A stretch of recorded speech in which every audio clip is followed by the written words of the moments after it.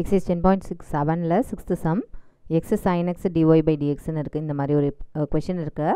நம்மளுக்கு நான் டேரெக்டாக அதிலே dy by dxன்னு இருக்குது இல்லையா, அதனால நம்ம என்ன செஞ்சுக்கலாம், த்ரூ அவுட் அந்த கொஷின் ஃபுல்லாகவே x sin xன்னு டிவைட் பண்ணிடலாம், x sin xால் டிவைட் பண்ணிடலாம்.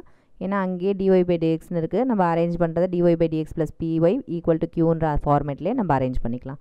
ஓகேவா, x cos x plus sin x the whole thing divided by x sin x into y equal to sin x divided by x sin x. sin x cancel ஆகிடும். So மீதி இங்கே 1 divided by x மட்டும் இருக்கும்.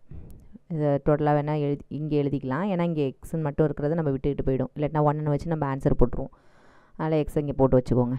So dy by dx plus x cos x plus sin x divided by x sin x into y equal to 1 by x.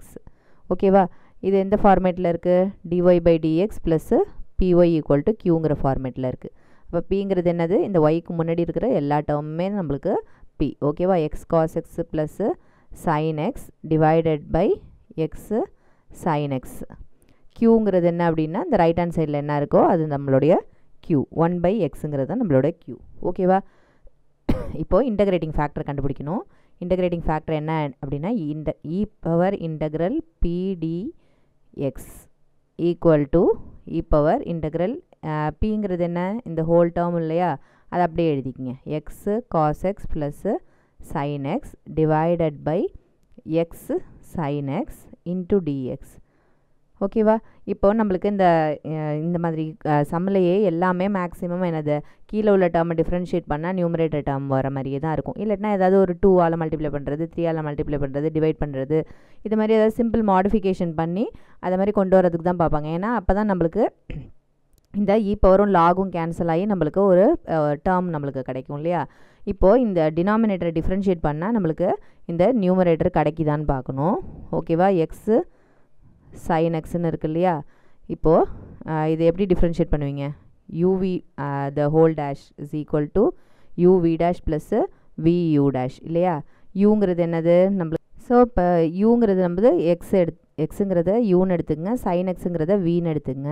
அப்போ first என்னது uv டேஷ்னு இருக்கா, uங்கிறது X, அது அப்படியே போட்டுக்குங்க. v டேஷ்னா அது சைனை டிஃப்ரென்ஷியேட் பண்ணி எழுதணும்.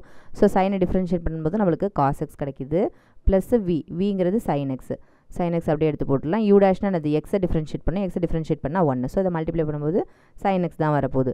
ஸோ அது பாருங்கள், இப்போ x cos x plus sin x அப்படியே நியூமரேட்டரில் உள்ள டேர்ம் அப்படியே இருக்குது. ஸோ டினாமினேட்டர் டிஃப்ரென்ஷியேட் பண்ணி நியூமரேட்டர் கிடச்சிருச்சுன்னா நம்ம என்ன செய்யலாம், log ஆஃப் அப்படின்னு டினாமினேட்டர்னு எழுதிக்கலாம். ஓகேவா, அப்போ இந்த இங்கே ஈங்கிறதுலாம் மறந்துடாமல் எழுதிடுங்க, e power log of denominator என்னது எக்ஸு sin x. ஓகேவா, அப்போ இந்த ஈயும் லாகும் கேன்சல் ஆகி நம்மளுக்கு ரிமைனிங் என்ன இருக்கும் அப்படின்னா எக்ஸு sin xங்கிறது மட்டும் இருக்கும். இதுதான் நம்மளோட இன்டகிரேட்டிங் ஃபேக்டர். நெக்ஸ்ட் இதுக்கு ஜென்ரல் சொல்யூஷன் எழுதிடலாம். The general solution for linear differential equation நீங்கள் எப்போவுமே ஃபுல் ஃபார்மில் எழுதிடுங்க. So y e power integral pdx is equal to integral q e power integral pdx into dx plus c. இதுதான் நம்மளோட general solution. So y இப்போ இந்த டேர்முக்கு ஃபுல்லாத்துக்குமே நம்ம என்ன கண்டுபிடிச்சி வச்சுருக்கோம், எக்ஸ் sin xன்னு கண்டுபிடிச்சிருக்கோம். ஸோ அதை அப்படியே சப்ஸ்டிடியூஷன் பண்ணிவிடுங்க. இன்டகிரல் க்யூக்கு பதிலாக என்னது 1 by x into E power integral pdxக்கு பதிலாக எக்ஸு sin x. ஓகேவா, இன்ட்டு dx, இந்த எக்ஸும் கேன்சல் ஆகிடும், இங்கே இருக்க ப்ளஸ் சி.